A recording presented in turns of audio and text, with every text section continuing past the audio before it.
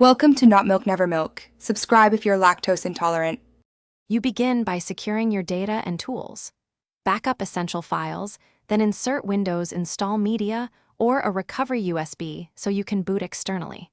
Once done, reboot and access UEFI/BIOS using the correct key. Make sure boot order lets you boot the USB or DVD first. You're preparing the environment to force repair options. This avoids destructive troubleshooting later and guarantees you can reach the recovery console if safe mode won't load. You now use the recovery console, choose troubleshoot, then advanced options, and run startup repair to fix common boot issues. If that fails, open command prompt and run bootrec commands to rebuild BCD and repair MBR. These steps fix corrupted boot records that block safe mode. Next, in safe mode or repair environment, disable driver signature enforcement and uninstall recently added drivers.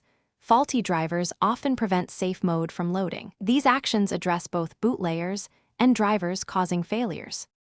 You finish by forcing safe mode. Boot normally, run msconfig and enable safe boot minimal, or use Shift plus restart right arrow troubleshoot right arrow startup settings and pick safe mode. If safe mode still fails, perform a system restore to a known good point or run an in-place upgrade to repair system files while keeping data. If problems persist, collect error codes. Try different USB ports or reinstall RAM. Hardware or peripheral issues can block safe mode. If you hit a wall, these steps narrow cause and restore access.